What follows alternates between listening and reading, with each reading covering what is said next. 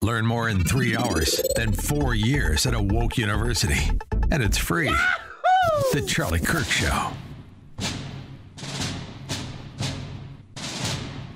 You guys know how it works. Open mic. We're going to be here for a couple hours, so get comfortable. So you would get rid of all borders. Yes. What species is the baby in the womb? It's a human. But therefore, they should have human rights. No. He's a liar. You're a typical leftist because you only care about yourself, not about the other people. It's very clear by how you're acting. What can I do to save the country? You answer that question every single day. You are doing something that is bigger than you. A lot of people. How are we doing? I'm on the move like a runaway. No turning back, I pick up the pace. I do not care what the others say. Listen, I told you that I did not come to play. We about to take it to higher heights. History's waiting when I arrive. Today is the dawn of a new, and I'm about to show them that they cannot hold me down. When you a winner, you learn from your losses. We came from the bottom and now we the bosses. The future is yours, so what will you choose? If you give it your all, you got nothing to lose.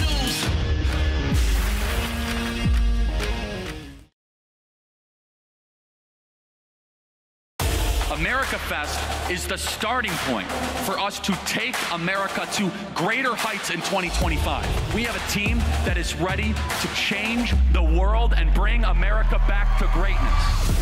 Experience the greatest celebration of America. 4 days, thousands of patriots, the loudest voices, the strongest leaders, featuring Charlie Kirk, Tucker Carlson, Steve Bannon, Jesse Waters, Greg Gutfeld, Grant Cardone, Rob Schneider, Matt Walsh, Michael Knowles, Glenn Beck, Riley Gaines, Todd Chrisley, Savannah Chrisley, and more. December 18th to 21st in Phoenix, Arizona. The movement meets here. You won't want to miss this. Register now at amfest.com.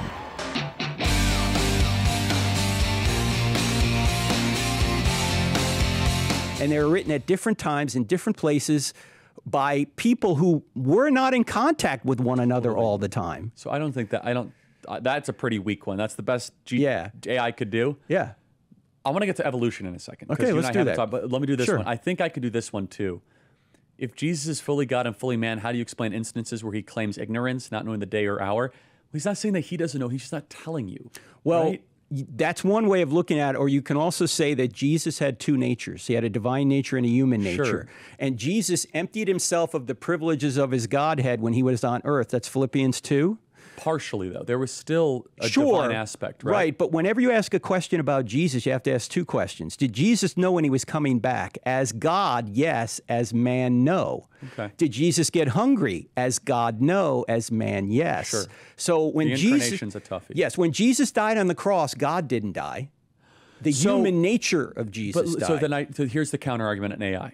They say that's a heresy in the 5th century that centered that Jesus had two separate persons, one human, one divine, rather than one person with two distinct natures. Yes. So what's the difference? Does that make sense? Like, yes, he had one person with two natures. He had a divine nature and a human nature. Let's give an illustration from Nestorianism or something. Yeah, Nestorianism. Yeah. Let's give an illustration from movies. Not my favorite movie, but you remember Avatar?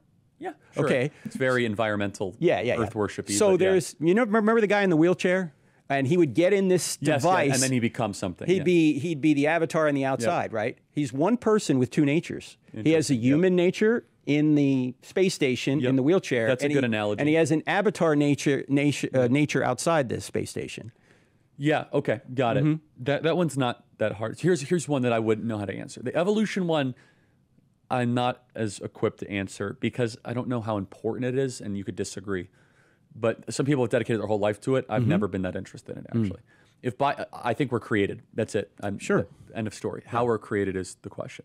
If biological evolution is true and Adam and Eve are not literal historical figures, how do you preserve the doctrines of original sin, federal headship, and the need for the second Adam without unraveling the entire redemptive framework of Romans 5? I mean, I think they are real historical figures. The first question I would ask them is, why do you think biological evolution is true?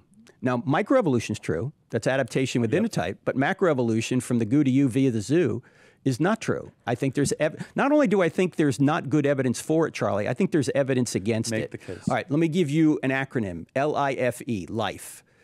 L stands for the fact that there is limited genetic capability for change. For example, Even intelligent breeders can't break the genus of dogs when they're trying to breed dogs, right? They can get a dog as small as a Chihuahua and as large as a Great Dane, but they can't break the genus of dogs. They can't turn a dog into something else just using that gene pool. If we, using our intelligence, can't break that genus of dogs, why do we think an unintelligent process can do so? That doesn't make any sense. Okay, the I stands for information. The information we find in every one of our 40 trillion cells is equivalent to a message 3.2 billion letters long. And to use an analogy, if you're walking along the beach and you see Charlie Loves Erica in the sand, you don't assume the waves did that or crabs came out of the water and made that message. You would say, that's evidence of an intelligent being, right? Well, if Charlie Loves Erica requires intelligence, why doesn't a message 3.2 billion letters long require intelligence? Because the software program in every one of our cells, our genome, DNA, is a one-to-one correspondence with digital code. And we know that codes always come from coders. We know that programs always come from programmers. We know that messages always come from minds. The longest message we've ever discovered is in every one of our 40 trillion cells. That requires intelligence. Now, it's a key point here we need to make is people will say that's a God of the gaps argument. You're plugging God into the gap of your knowledge. No, we're not. We're not arguing from what we don't know. We're arguing from what we do know. When you see Charlie Loves Erica in the sand, you don't just lack a natural explanation for that. You have positive, empirically verifiable evidence for an intelligent being when you see that in the sand, and right? So was that the I or the F? That's the information. That's the I. Keep going. Information. The F is the fossil record. The fossil record is a complete embarrassment to evolutionists, and even Richard Dawkins has noted this. That if you go back to the Cambrian explosion, according to their dating, 523 million BC, or 523 million years ago, somewhere in that range, 500 million years ago, you see most of the major body plans just in the fossil record without fossil precursors. It's as if they were just created there. You don't see this tree of life. Sure. You see, if someone put a botanical illustration in place, it would be more like an orchard. You would just see these body plans with some diversification at the top, but the body plans just come out of nowhere. Ex nihilo. Yeah. Do you then, so is the age of the earth interesting to you, or is that you're more open-minded on? I'm absolutely convinced the universe is at least 63 years old.